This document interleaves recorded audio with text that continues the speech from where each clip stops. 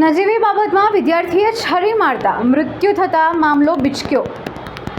અમદાવાદના ખોખરા ખાતે ગઈકાલે નજીવી બાબતમાં એક માઇનર વિદ્યાર્થીએ 10મા ધોરણમાં અભ્યાસ કરતા છાત્રને છરી મારી દેતા તે વિદ્યાર્થીનું સારવાર દરમિયાન મોત થતા વાલીઓમાં રોષ જોવા મળ્યો હતો। વાત કરીએ આખી વિગતની તો સૂત્રો દ્વારા મળતી માહિતી મુજબ તે મને ધક્કો કેમ માર્યો જેવી નજીવી બાબતમાં મણિનગરમાં આવેલ 7 ડે સ્કૂલના 9મા ધોરણમાં ભણતા વિદ્યાર્થીએ અન્ય 10મા ધોરણના વિદ્યાર્થીને છરી મારી દેતા તેને સારવાર અર્થે હોસ્પિટલ ખસેડવામાં આવ્યો હતો, જેનું સારવાર દરમિયાન મૃત્યુ થતાં વાલીઓમાં આક્રોશ જોવા મળ્યો હતો અને વાલીઓએ સ્કૂલ પહોંચતા જ હોબાળો મચાવ્યો હતો અને અન્ય હિન્દુ સંગઠનો દ્વારા પણ જય શ્રી રામના નારા સાથે સ્કૂલમાં તોડફોડ કરવામાં આવી હતી। વાલીઓ આક્રોશમાં આવતા પ્રિન્સિપાલ અને સ્ટાફને ઢોર મારવામાં આવ્યો હતો, ત્યારે આખો મામલો બિચકતા પોલીસ અધિકારીઓ અને કર્મીઓ પણ તાત્કાલિક ઘટના સ્થળે પહોંચ્યા હતા।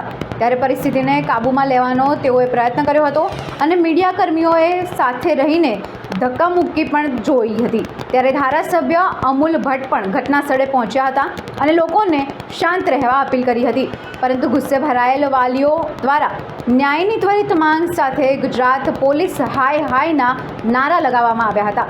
અત્રે 7 ડે સ્કૂલ અગાઉ પણ ઘણીવાર વિવાદમાં આવી ચૂકી છે, છતાંય કોઈ નક્કર કાર્યવાહી કરવામાં આવેલ નથી। હવે એવું જોવું રહ્યું કે આ વખતે સરકાર અને પોલીસ કેટલી કડક કાર્યવાહી કરશે। ત્યારે હાલ પોલીસ દ્વારા હત્યાના ગુનાની કલમ હેઠળ આરોપીની ધરપકડ વહોરી લેવાઈ છે। 7 ડે સ્કૂલ ખોખરા વિસ્તારની અંદર ધોરણ 9ની અંદર ભણતો એક વિદ્યાર્થી અને ધોરણ 10ની અંદર એક ભણતો વિદ્યાર્થી જે છે એમને સ્કૂલની અંદર ઝઘડો થયો। સ્કૂલની અંદર ઝઘડો થયો એની અંદર જે 9મા ધોરણનો જે વિદ્યાર્થી અને 10મા ધોરણના વિદ્યાર્થીના પેટની અંદર કાચનો ટુકડો માર્યો, જેથી એને મરણ ગયેલો છે અને એના વિરુદ્ધમાં આપણે પહેલાં 307 દાખલ કરેલી, પછી મરી ગયા પછી આપણે એની વિરુદ્ધમાં 302 દાખલ કરી છે અને એ છોકરો જુવેલના જે નાની ઉંમરનો છે 9મા ધોરણમાં ભણતો છે એને પણ આપણે અત્યારે આપણા પોલીસ સ્ટેશનની કસ્ટડીમાં લઈ લીધો છે। અત્યારે જે ટોળું છે એમની રજૂઆત એવી છે કે સ્કૂલ મેનેજમેન્ટ અને પ્રિન્સિપાલ વિરુદ્ધમાં કાર્યવાહી। આ ઘટના ખૂબ જ દુઃખદ છે અને આ દુઃખદ ઘટના જે છે બની છે એને ધ્યાને લઈ અમે અત્યારે આ સ્કૂલની મુલાકાતે આવ્યા છીએ અને તાત્કાલિક અહીંયા શું તપાસ રિપોર્ટ માટે તો પોલીસ જે છે એ કાર્યવાહી કરી રહી છે, છતાં પ્રાથમિક અહેવાલ કયા પ્રકારનો મળે છે અને પ્રાથમિક દ્રષ્ટિએ શાળા કંઈક દોષિત જણાતું હોય તો એ પ્રકારનું અમે પ્રાથમિક આ બાબતો મારા કાને પણ પહોંચી છે, પણ હકીકતલક્ષી અહેવાલ વગર સીસીટીવી ફૂટેજ દ્વારા અને પોલીસ રિપોર્ટ દ્વારા આ હકીકત થાય ત્યારબાદ જ આપણે એ વિશે આગળ કહી શકીએ। અને જો તમે કહ્યું એ પ્રમાણે જો બાળકના માતા પિતા જો એને લઈ ગયા હોય ત્યાં સુધી સ્કૂલે લાપરવાહી દાખવવી હોય તો એની સામે કાર્યવાહી થઈ શકે। ઓકે શું લોકોની રજૂઆત પોલીસ તરફથી કાર્યવાહી? ગઈકાલે સ્કૂલમાં જે ઇન્સિડન્ટ મળ્યો જેમાં 10મા ધોરણમાં ભણતા 2 બાળકોના આપસમાં ઝઘડામાં એક બાળક દ્વારા બીજા બાળકને છરી મારવામાં આવી હતી। આમાં ગઈકાલે ખોખરા પોલીસ દ્વારા આમાં અટેમ્પ્ટ ટુ મર્ડરનો ગુનો દાખલ કરવામાં આવ્યો હતો અને આમાં જે કાયદાના સંઘર્ષમાં આવેલ બાળક આરોપી તરીકે હતા આને પોલીસ દ્વારા ડિટેન કરવામાં આવેલ ઓર પોલીસ દ્વારા ઇન્વેસ્ટિગેશન આગળ વધારવામાં આવેલ। રાતે લેટ અવર્સમાં જે બાળક આમાં છરી લાગવાથી ઘાયલ થયેલા હતા આની ડેથ થઈ ગઈ હતી। આને કારણે સિંધી સમાજના લોકો અને પરિવારના સદસ્યો ઓર આજુબાજુના સ્કૂલમાં જે સ્ટુડન્ટ ભણતા હોય આના વાલીઓ દ્વારા 7 સ્કૂલ જે સ્કૂલ છે આ સ્કૂલ ઉપર ભીડ કરવામાં આવેલી, એમાં સફિશિયન્ટ સંખ્યામાં પોલીસ પ્રેઝન્ટ છે। પોલીસ દ્વારા ઇન્શ્યોર કરવામાં આવે છે કે કોઈ કાનૂન વ્યવસ્થાનો પ્રશ્ન પેદા નહીં થાય। અમે તમામ મીડિયા મારફતે તમામ લોકોને પણ રિક્વેસ્ટ કરીએ છીએ કે આપણે બધાને કાનૂન વ્યવસ્થામાં સહયોગ કરવો જોઈએ। પોલીસ વિભાગ પોતાનું કામ કરે છે, ઓલરેડી FIR દાખલ થયેલ છે, પ્રાઇમ એક્યુઝ પોલીસ દ્વારા ડિટેન કરવામાં આવેલ છે ઓર જે વિધિક પ્રક્રિયા છે લીગલ એક્શન પોલીસને લેવાની છે લેવામાં આવશે। આટલા વાલીઓ છે, વાલીઓની એક રજૂઆત થાય છે કે સ્કૂલ મેનેજમેન્ટ છે, મેનેજમેન્ટ દ્વારા બહુ નાના મોટા બહુ સારા મુદ્દાઓ છે, ખાસ કર કે કેવી રીતની ડ્રેસ પહેરવી જોઈએ, કેવી વસ્તુઓ પહેરવી જોઈએ। અમે તમામ આગેવાનોને રિક્વેસ્ટ કરી છે, અહીંયા ભણતા જે સ્ટુડન્ટ છે આના વાલીઓને રિક્વેસ્ટ કરી છે કે આપના જે કાંઈ મુદ્દાઓ અમને લિખિતમાં આપો, અમે શિક્ષણ વિભાગના ધ્યાન ઉપર મૂકીએ ઓર અમને આશા છે શિક્ષણ વિભાગ આમાં યોગ્ય કાર્યવાહી કરશે। ઇનિશિયલ ટાઈમમાં જેટલી લોકલ પોલીસ અહીંયા પ્રેઝન્સ હતી આના આધાર પર જેટલા ભીડ ઉશ્કેરી થઈને અંદર આવેલી હતી આમાં જે થોડા બહુ કાચ તૂટ્યા છે અને પોલીસ દ્વારા પ્રોપર સીસીટીવી ઓર વિડીયોગ્રાફી કરવામાં આવેલ છે। પોલીસ દ્વારા આમાં પણ યોગ્ય देखिए તમામ પત્રકાર મિત્રોને મારી રિક્વેસ્ટ છે, આપની સુરક્ષા અમારી પ્રાઇમરી ડ્યુટી છે। જે વખતે ઇન્સિડન્ટ થતો હતો 2-4 કાચ પડતા હતા, અમને એવો લાગતો હતો અગર આપ લોગ અંદર રહેશો તો આપને પણ ચોટ લાગી શકે છે। તો સાવચેતીથી ગુડ માઇન્ડથી આપને રિક્વેસ્ટ કરતા હતા અમે બહાર નીકળીએ, લેકિન ભીડ એટલી વધારે હતી બહુ સારા મીડિયાના મિત્રોને એવો લાગતો હતો કે પોલીસ અમને બહાર કાઢે છે. પોલીસ ફક્ત આપની સુરક્ષા ખાતર આપ લોકોને બહાર લેવા ઈચ્છતી હતી. તેની સામે હશે તેની સામે સરકારમાં રજૂઆત ઓલરેડી થઈ ગઈ છે, અમે કરી રહ્યા છીએ. કાયદો અને વ્યવસ્થાની પરિસ્થિતિ જળવાઈ રહી, એટલા માટે હું આપને નમ્ર વિનંતી કરું છું કે ધીરે ધીરે આપણે અહીંયાથી વિખરાઈએ. દીકરાની અંતિમ યાત્રા બાકી છે હજી, હું ત્યાં પણ જઈને આવ્યો છું. પરિસ્થિતિને સમજી દીકરાની અંતિમ યાત્રા સુધી આપણે શાંતિ રાખીએ. અમે જવાબદાર ચૂંટાયેલા પ્રતિનિધિ પોલીસ ખાતાના બધા જ વડાઓ અહીંયા છે.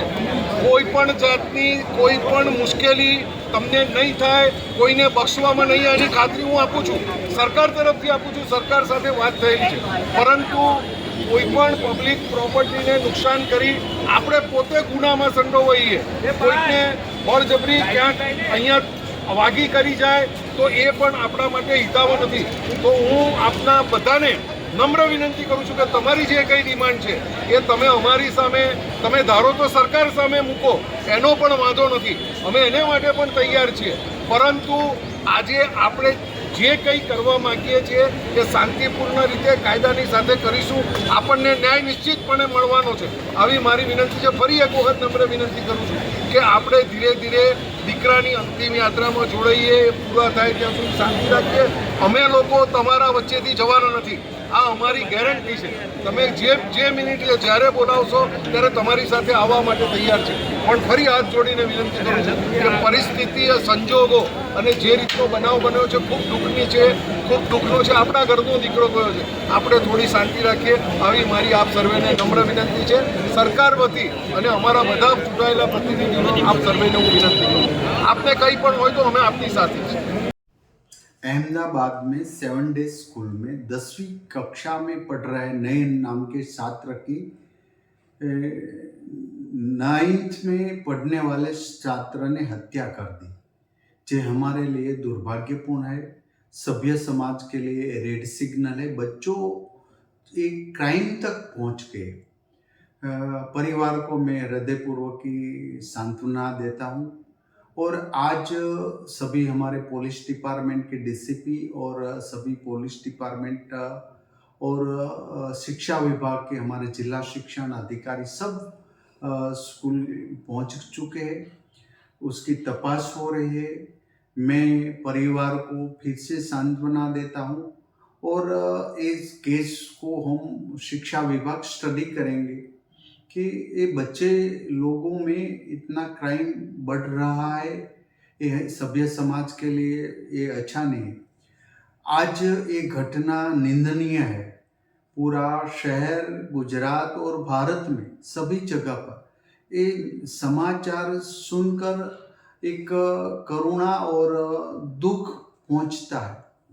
तो ये जिन्होंने एक हत्या की उसको तो सज़ा मिलेगी और पुलिस उसको गिरफ्तार भी कर लिया है.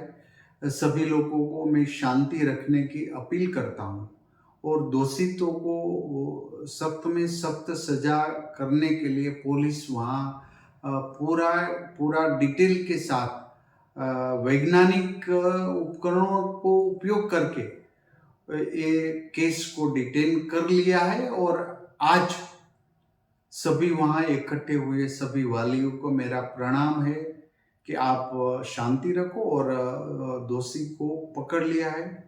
फिर से शिक्षा विभाग में ये एक समाज, एक अहमदाबाद, एक गुजरात की घटना नहीं है, पूरा भारत में ये बच्चों में जो क्राइम बढ़ रहा है ये इसके पीछे सोशल मीडिया और क्राइम वाली गेम सब जिम्मेदार है.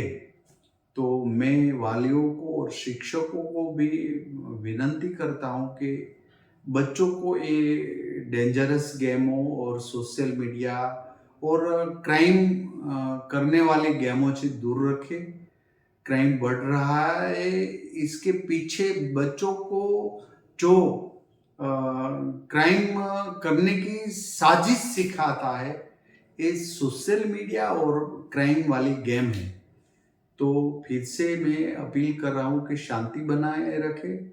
आरोपी गिरफ्तार हो चुका है और पुलिस जांच करे, हमारा शिक्षा विभाग दोषियों को सख्त में सख्त सजा मिले वैसा प्रयास कर रही है। और मृतक परिवार को मैं फिर से दिल से सांत्वना दे रहा हूँ और मृतक की आत्मा को शांति मिले ऐसी मैं प्रार्थना कर रहा हूँ।